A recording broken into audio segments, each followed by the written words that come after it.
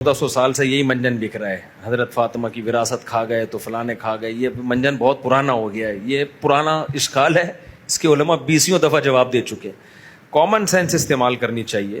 نبی کے وہ ساتھی ابو بکر جو ساری زندگی نبی کے ساتھ ہوں اور غار میں آپ کے ساتھ ہوں، پورا گھر کا سامان لا کے نبی کی خدمت میں پکڑا دیا. تھوڑی سی سینس استعمال کر لو، کیا وہ پیغمبر کی بیٹی کی وراثت کھا جائیں گے؟ یہ کام تو آج کوئی شریف آدمی نہیں کرتا.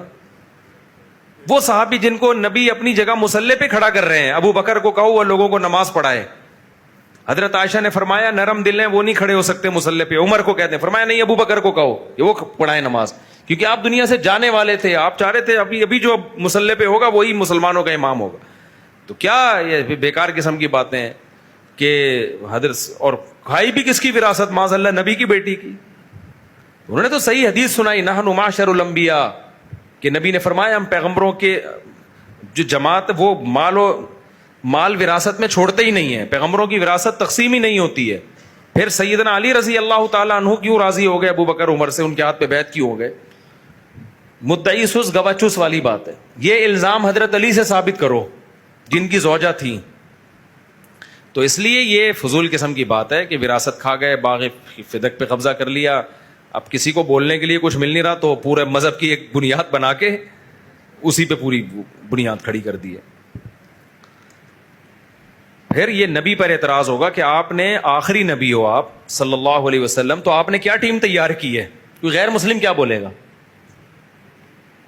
کہ آپ نے 4-6 آدمیوں کے علاوہ کوئی افراد ہی تیار نہیں کیے؟ یا تو پھر آخری نبی نہیں ہوتے نا، نبی نے آنا ہوتا.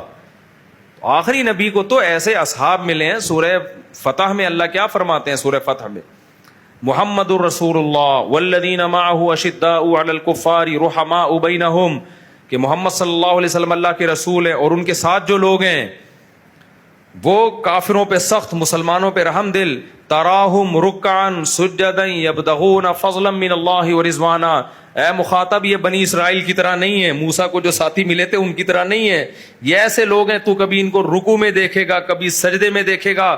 اور یہ تو ظاہری کیفیت ہے، دل کی حالت کون بتا سکتا ہے نمازی کی؟ اللہ کہتے ہیں میں دل بھی بتا سکتا ہوں.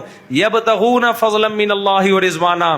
میرے اور آپ کے سجدے پہ شک ہو سکتا ہے کہ میں پبلک کے لیے کر رہا ہوں، تنخواہ کے لیے کر رہا ہوں یا اللہ کے لیے کر رہا ہوں. صحابہ کے بارے میں اللہ نے فرمایا یہ اللہ کا کیا فضل تلاش کر رہے ہوتے ہیں سجدوں اور رکوع میں. تو اتنے فضائل جس کے سنائے گئے ہوں اور ان پہ آپ یہ بڑے آرام سے الزام لگا دو وہ وراثت کھا گئے، اور کھائی بھی کس کی؟ نبی کی بیٹی کی، اور سارے صحابہ خاموش رہے. تو یہ بیوقوف بنانے کے لیے بہت اچھا منجن ہے بھائی. بیوقوف لوگ اس سے بیوقوف بنتے ہیں، جو سمجھدار لوگ ہیں وہ ایسی باتوں میں نہیں آتے، اور ان کے جوابات 20 دفعہ دیے جا چکے ہیں.